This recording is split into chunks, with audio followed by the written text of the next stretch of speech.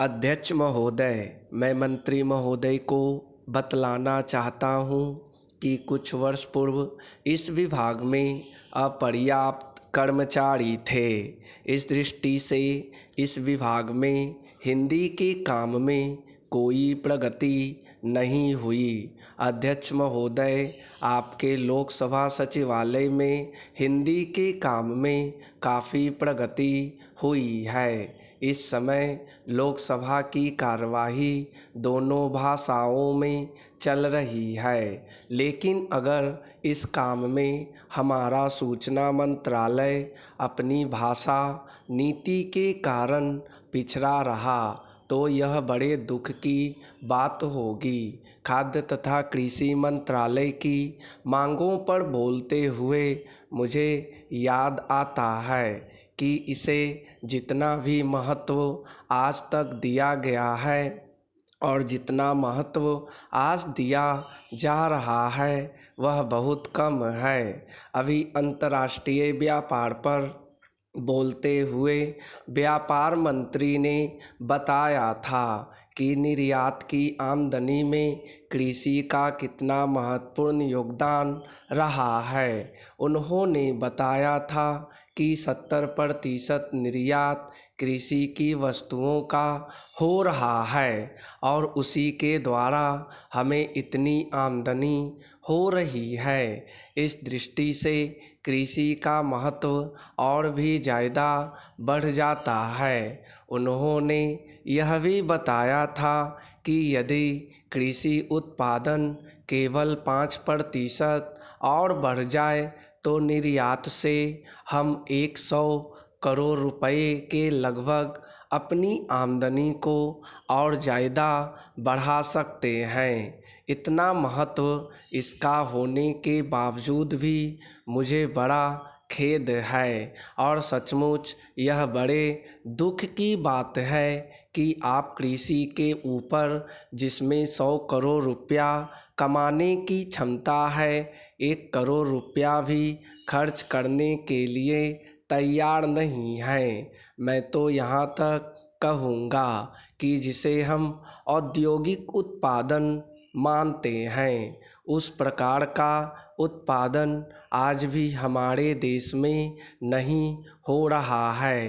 वास्तव में उत्पादन केवल कृषि से हो सकता है, क्योंकि कृषि वस्तुओं से ही आपके दूसरे औद्योगिक संस्थान चलते हैं। यदि रुई देश में पैदा ना हो तो कपड़ा कैसे बन सकता है? यदि मूंगफली देश में पैदा ना हो तो वनस्पति घी देश में पैदा नहीं हो सकता। इसलिए हमारा सारा उत्पादन कृषि वस्तुओं पर ही निर्भर है। इसी तरह से खनिज पदार्थों की स्थिति है। यदि खनिज पदार्थ निकालने पर ज़्यादा जोर दिया जाए तो उससे न केवल उत्पादन बढ़ेगा, हमारे उद्योगों को काम मिलेगा, बल्कि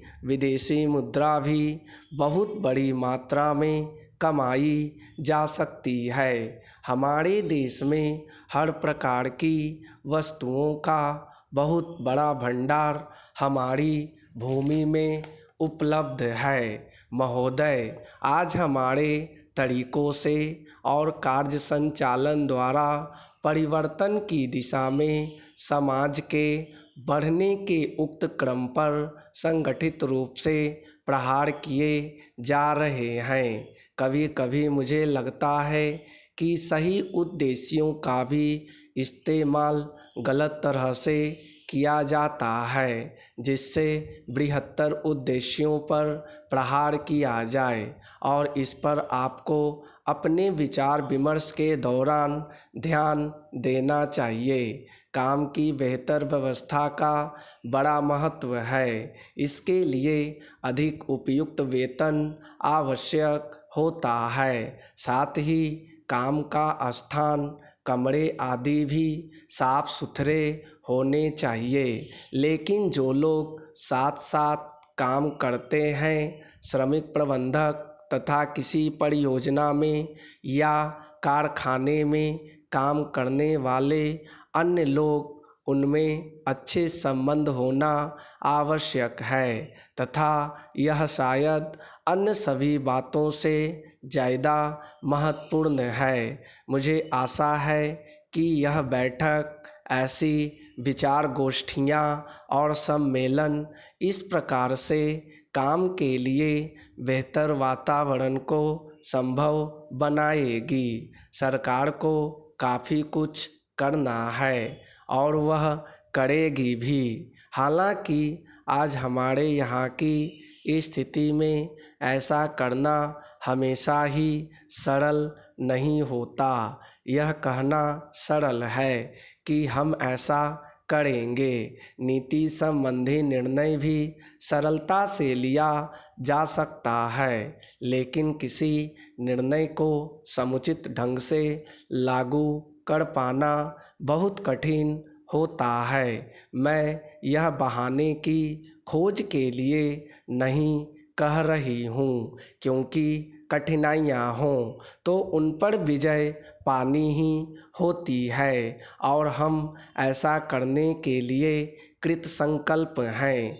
लेकिन आपको पता होना चाहिए कि अमुक कठिनाइयाँ हैं और उन पर विजय पाने के लिए केवल इच्छा करने या वक्तव्य देने से काम नहीं चलता। इसके लिए स्थिति को समझना और दृढ़ निश्चय के साथ आगे बढ़ना होता है, चाहे रुकावटें कितनी ही बड़ी क्यों ना हों, कठिनाइयाँ कैसी भी क्यों ना हों। सरकार का यही संकल्प है। सार्वजनिक क्षेत्र को बहुत महत्वपूर्ण योगदान करना है। उसे यह काम अपनी उपलब्धियों द्वारा ही नहीं, बल्कि श्रमिकों की भागीदारी की भावना को अनुभव करते हुए करना है। मैं जानती हूँ कि आज यह भावना सभी श्रमिकों में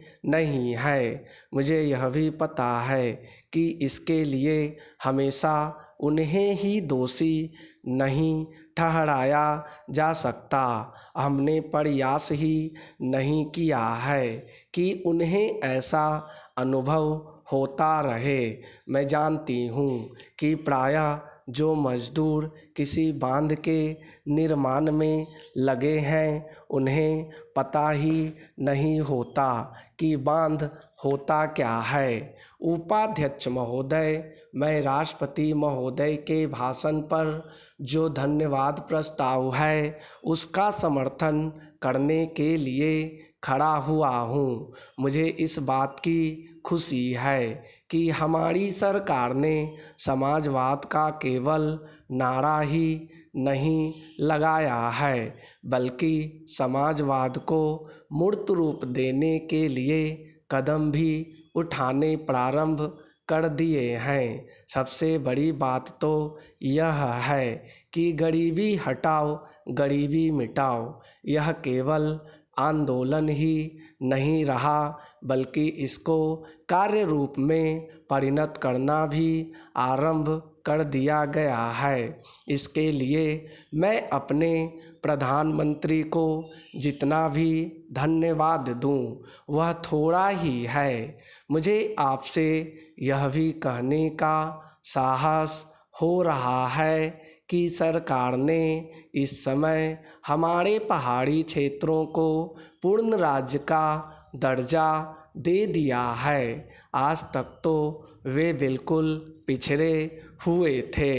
मैं आपसे यह कहने का भी साहस कर रहा हूँ कि पहाड़ी और सीमा के क्षेत्रों को राज्य का अधिकार तो दे ही दिया गया है, उनको यह अवसर भी दिया गया है कि वे अपने पिछड़े हुए इलाके को उन्नत बनाने के लिए स्वयं प्रयत्न करें और अपने पैरों पर खड़े हों। लेकिन मुझे बड़े दुख के साथ आपके सामने यह कहना पड़ रहा है कि हमारे उत्तर प्रदेश के जो पहाड़ी ज़िले हैं